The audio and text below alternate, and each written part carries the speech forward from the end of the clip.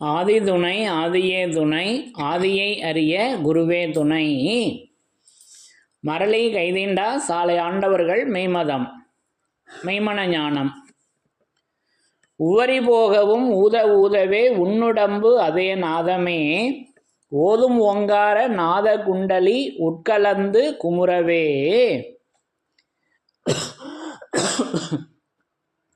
எல்லோருக்கும் நமஸ்காரம். இவ்விரிபுவன வேதமாமறைகளின் அதிகாரண செழுங்கலை கருவூலத்து ஆண்டவர்கள் திருவாயுரை விரிப்பு. இந்த மெய்ப்பாதை வேறு வேதம் ஆசான் திருமேனி வேதத்தை ஓதினாலே புண்ணியம் வேதங்கள் பூராவும் தித்திக்குது திருமறை குரு பெருமான் திருமறை குரு தீன் திருமேனியர். வேத ஏட்டில் எழுதியுள்ளதை படிப்பதன் பயன் இறைவனை காண்பதுதான். தலைவன் தன்னை அறிந்தவனே குலத்தோன் என்று திருவேதம் உமக்கு உரைக்கச் சொன்னது எம்மை என்ற நமது தெய்வம் அவர்களின் உத்தரவின்படி நமது தெய்வம் அவர்கள் என்றென்றும் நமக்கு திருமறை குருபெருமானாக பரிசுத்த ஆவியாக நமக்கு விளங்கி கொண்டிருக்காங்க.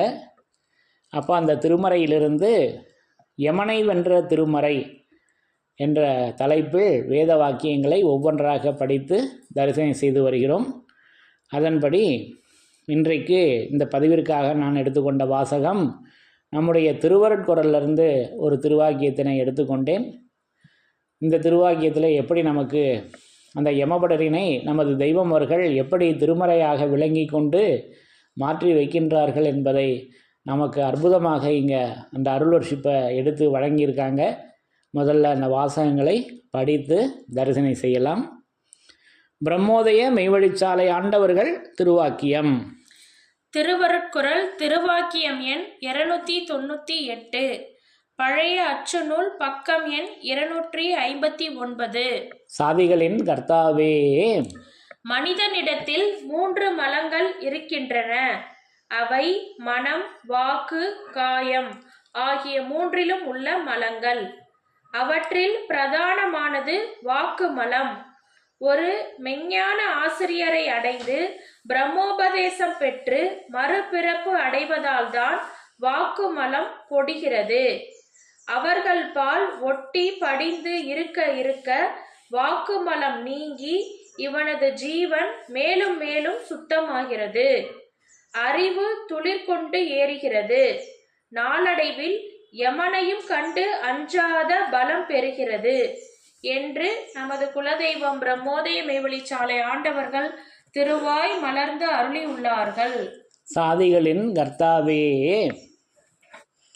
அப்போ இந்த திருவாக்கியத்தில் 3 மலங்கள் என்பதை பற்றி தெய்வம் அவங்க பேசி வந்து அதை பிரதானமானது எது, அதை எப்படி அதை நீக்குவது என்ற உளவையும் நமக்கு இங்கே சொல்லி அதன் மூலமாக அந்த யமனிடமிருந்து எப்படி நம்ம தப்பிக்கலாம் என்ற அந்த சூட்சும ரகசியத்தையும் நமக்கு இந்த திருவாக்கியத்தில் அருளர்ஷிப்பை நமக்கு எடுத்து வழங்கியிருக்காங்க அல்லவா. அப்போது அந்த 3 மலங்கள் அது என்ன அப்படின்னாக்கா, அது மனம், வாக்கு, காயமாக இருக்குது. 3 மலங்கள். அதில் பிரதானமானது எது அப்படின்னா வாக்கு மலம். நம்ம பேசுகின்ற பேச்சு இருக்குல்லவா, இந்த வாக்கு மலம்.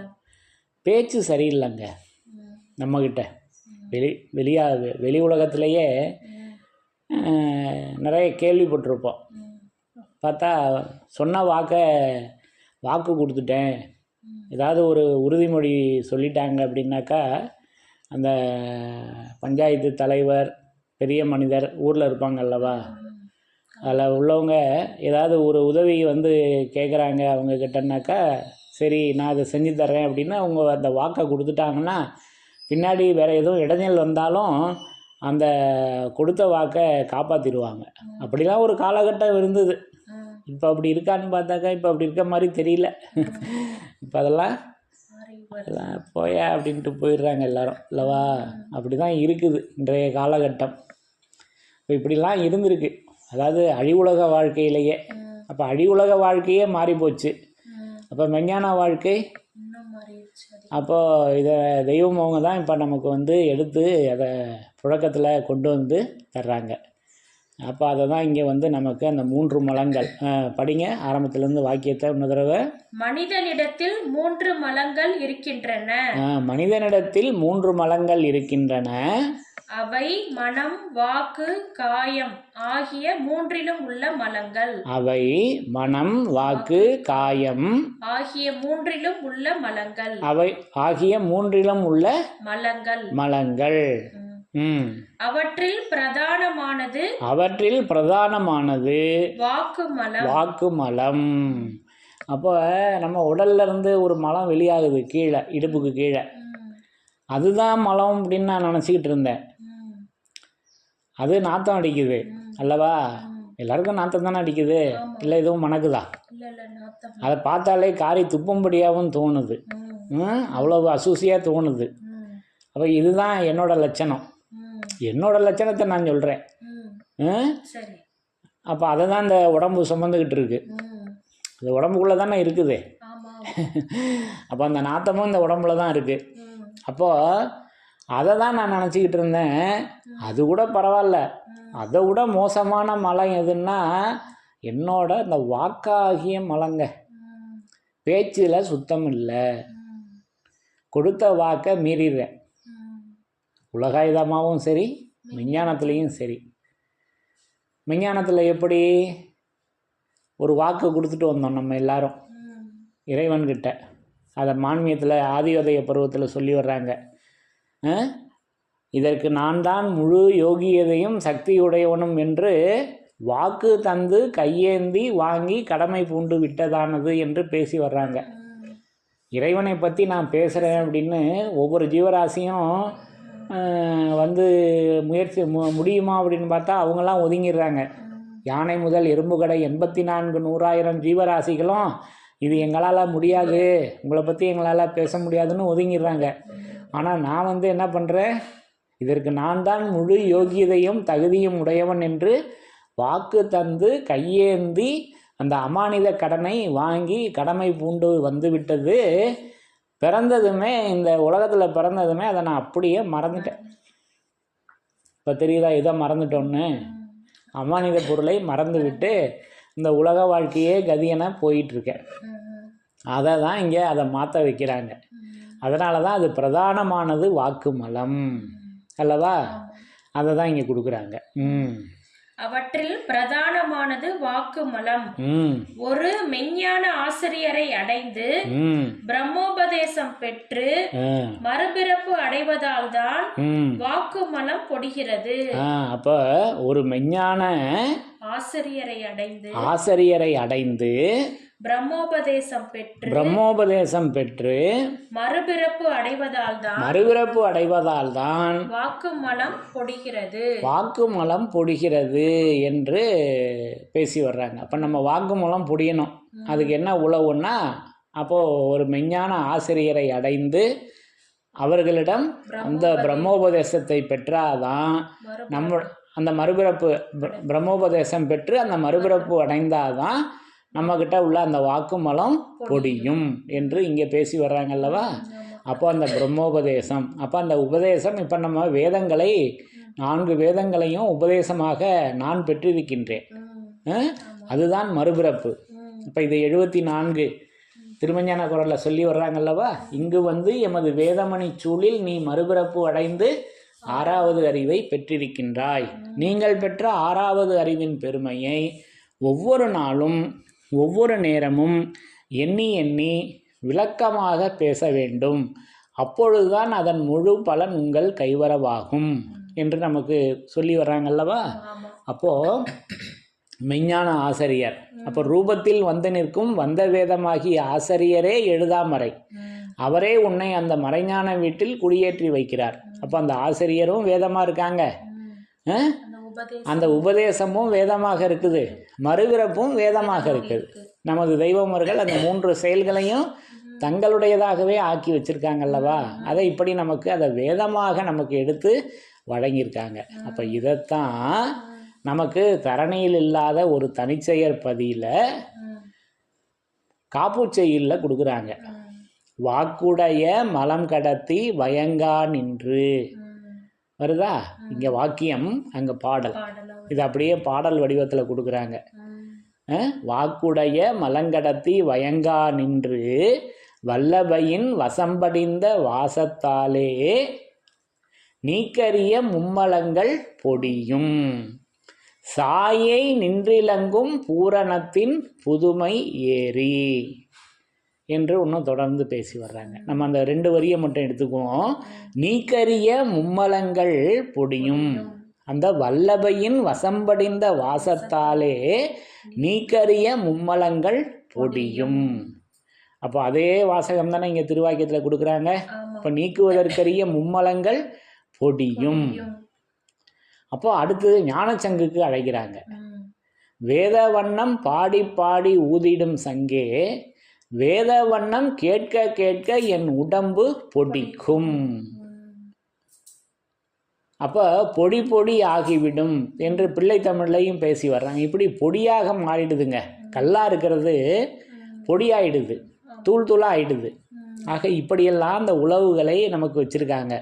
அப்போ அந்த வல்லபையின் வசம்படிந்த வாசம், அந்த வாசத்தால், அப்போது உலகத்தில் உள்ள வாசனையெல்லாம் நகல். நம்ம வாசனைன்னா நமக்கு தெரிஞ்ச வாசனை என்ன?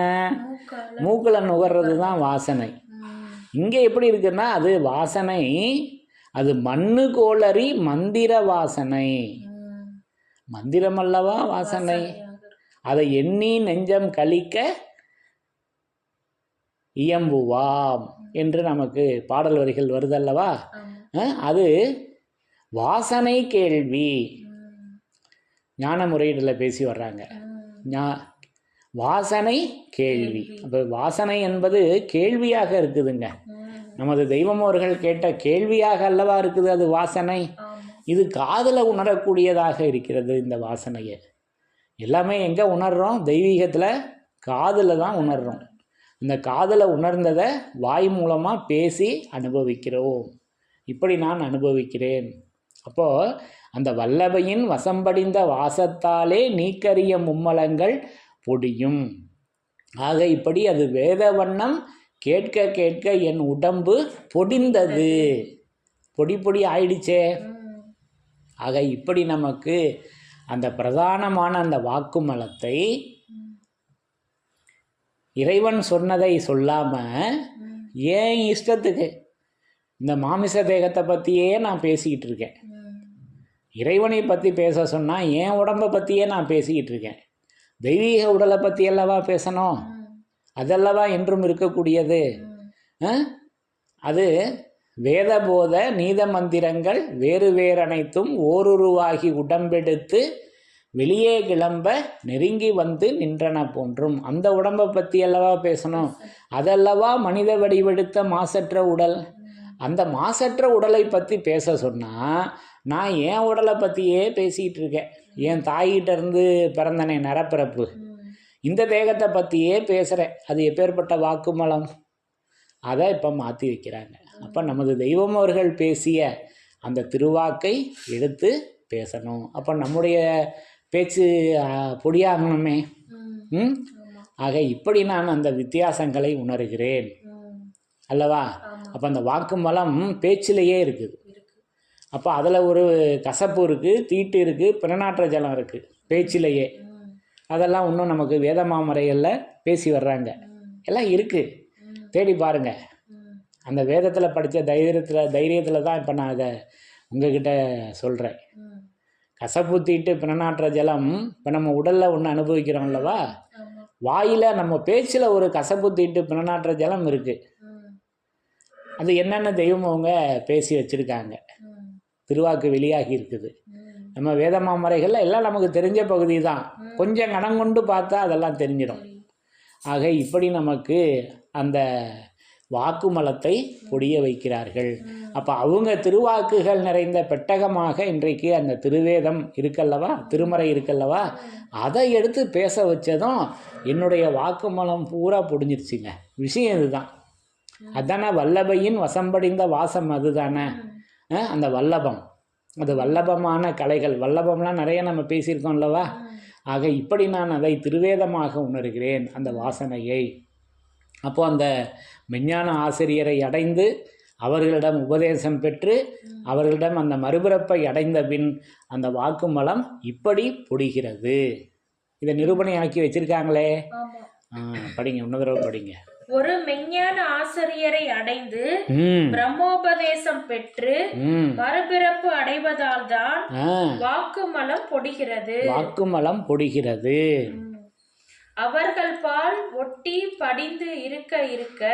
அவர்கள் பால் என்பது அந்த வேத வாசகத்தின் பால் ஒட்டி படிந்து இருக்க இருக்க, அதை நம்ம நினைவுல ஏறி ஒட்டி படிந்து இருக்க இருக்க வாக்குமலம் நீங்கி. வாக்குமலம் நம்ம வாக்கு நம்ம பேசிக்கிட்டு இருந்தோம் அல்லவா, அழிஞ்சு போற உடலை பத்தி பேசிக்கிட்டு இருந்தோம் அல்லவா.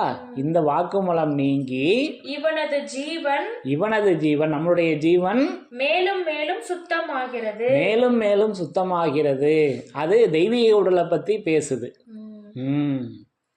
அறிவு துளிர் கொண்டு ஏறுகிறது. அதனுடைய விளைவு பலன் என்னன்னா அறிவு துளிர் கொண்டு ஏறுகிறது. ஏன்னா பேசுறது பூரா தெய்வத்தோட திருவாக்கு, அதுதானே அறிவு. அது துளிர் கொண்டு ஏறுகிறது. அப்போ அதை நமக்கு மான்மியத்தில் தெய்வ தேடு ஊடகத்திலலாம் தளிரேறு வாக்கினை கேட்டு வருகின்ற போது இதயம் செழிக்க வரும் இன்ப வசனங்கள் பூத்து குலுங்கும் பெருங்குடி தம்பிரான் அவர்களுடைய தளிர் ஏறு வாக்கினை கேட்டு வருகின்ற போது அப்படின்னு மான்மியத்தில் அகில வளம் வரும் பருவத்தில் கொடுத்துருக்காங்க. தெய்வ தேடு ஊடகத்தில் தளிரேறு வாக்கின் படியேயும் என்று அதை அப்படியே இங்கே நமக்கு தெய்வ தேடு ஊடகத்தில் கடைசி பகுதியில் பேசி வருவாங்க. ஊரல் மலை பூமி பாடல் வருது அல்லவா, அந்த பகுதியில் வரும். அப்போ தளிர் எப்படி ஏறுது? அப்போ தளிர் இலை பூங்காய் பழமாய் சொரிந்த பாதம், அந்த திருவாக்கு அல்லவா பாதமாக விளங்கி கொண்டிருக்கிறது. அது கோடானு கோடிமறை புகழும் பாதம், அந்த திருமறை அல்லவா பாதம். இப்படி நான் அந்த பாதத்தினை திருவாக்காக திருமறையாக நான் தரிசனம் செய்கிறேன். இவனது ஜீவன் மேலும் மேலும் சுத்தமாகிறது. அறிவு துளிர் கொண்டு ஏறுகிறது. நாளடைவில் யமனையும் கண்டு அஞ்சாத பலம் பெறுகிறது. அந்த அறிவு துளிர் கொண்டு ஏறினதும் அந்த அறிவின் மூலமாக நாளடைவில் யமனையும் கண்டு அஞ்சாத பலம் பெறுகிறது. அப்ப பலம் எது? அந்த அறிவல்லவா பலம். அந்த இறைவனுடைய வாக்கல்லவா நமக்கு பலம். நம்ம உடம்பா பலம்? ஏன் உடம்பு பலம் இல்லைங்க. நான் சொங்கி பைய, என்கிட்ட ஒன்றும் கிடையாது. இப்படி என்னை நான் பார்க்கிறேன். பலவீனமா இருக்கும். கரெக்டு. இன்னும் சொல்ல போனால் பலவீனமானது என்னுடைய தேகம். பலவீனமானது எதுனா என் தேகம்தான் பலவீனமானது. தெய்வீக உடல் தான் பலமுடையது. அது அந்த அறிவாக இருக்கு அல்லவா. ஆக இப்படி அது நாளடைவில், அது அந்த திருநாள் அடைவில், அந்த நாளை அடையணும் அல்லவா. அது நாள் திருநாள். அந்த திருநாள்னு 23வது திருவாக்கியமே நமக்கு எடுத்து வச்சிருக்காங்க அல்லவா. அதில் 2 வேதத்தின் சிறப்புகள் நம்ம படித்து தரிசனம் செய்திருக்கிறோம் அல்லவா. அந்த நாள் அடைவில் யமனையும் கண்டு அஞ்சாத பலம் பெறுகிறது. அது அல்லவா பலம். அது எப்பேற்பட்ட பலம். அது அல்லவா அந்த பலசாலி. யாரு? முதல்ல யமன் தான் பலசாலி, இப்போ சிவன் பலசாலி ஆயிடுறாங்க. அந்த யமனையே தூக்கி சாப்பிட்றாங்கன்னா அப்போ சிவன் எப்பேற்பட்ட பலசாலியாக இருக்கணும். அப்போ அந்த அறிவு அந்த பலசாலியாக இருக்கிறது. அது விஸ்வரூப காட்சி அல்லவா. விஸ்வரூபம் எவ்வளோ பெருசு. தெய்வம் கேட்பாங்களாம் தூள திருமேனியில் இருக்கப்ப, என்னோட உயரம் எவ்வளோ அப்படின்னு தம் மக்களை பார்த்து. அண்டாண்டங்களும் கடந்து விளங்கும் அகிலாண்ட கோடி பிரம்மாண்ட கைலை நாடு அப்படின்னு வாங்கலாம். அண்டாண்டங்களும் கடந்து விளங்கும் அகிலாண்ட கோடி பிரம்மாண்ட கைலை நாடு. அவ்வளோ உயரங்க நம்ம தெய்வம். இது தூளத்தில் பார்த்தா தெரியுமா? அந்த திருவாக்களை பார்த்தா தான் தெரியும். நம்ம கண்ணுக்கு தெரியுமா? நம்ம காதுக்கு தெரியும். எதுக்கு தெரியும்? காதுக்கு கேட்டு பார்க்கலாம். அதுவும் பார்வை தானே, ஆமா. கேட்டு பார்க்கலாம். இப்படி அந்த யமனையும் கண்டு அஞ்சாத பலத்தினை அந்த தெய்வீக உடல், அந்த வாசனை, அந்த வல்லபையின் வசம்படிந்த வாசத்தாலே நீக்கரிய மும்மலங்கள் பொடிந்து அந்த அறிவு துளிர் கொண்டு ஏறி, அப்போ அந்த அறிவு பரிசுத்த ஆவியானது வலுக்கொண்டு விசும்பி எழுந்து தளிர்த்து ஓங்கி பெருக்கமாக பனர் வீசி செழித்து வளர்ந்து விரிந்து செங்காம் பரும்பு முளை காட்டி பூவலங்கார அழகு குமிரி, துளிர் பாருங்க எப்படிலாம் வருது. செங்காம் பரும்பு முளை காட்டி பூவலங்கார அழகு குமிரி பிஞ்சேரி காய் குலுங்கும் கணம் சுமந்து வரும் இளம் செம்மல். அந்த திருவாக்கு அல்லவா நமது தெய்வம் அவர்கள் அல்லவா, அந்த திருவாக்காக விளங்கி கொண்டிருக்கிறார்கள். அது அறிவு. அந்த திருவாக்கு அறிவாக இருக்கிறது. அந்த அறிவை கண்டு அல்லவா யமன் பயப்படுகிறான். அப்போ நாளடைவில் யமனையும் கண்டு அஞ்சாத பலம் பெறுகிறது. அப்போ அந்த திருவாக்கை எடுத்து நம்மளும் வச்சுக்கிட்டோம்னா நமக்கும் அந்த யமன் வரமாட்டான். சிவன் வந்துடுறாரே.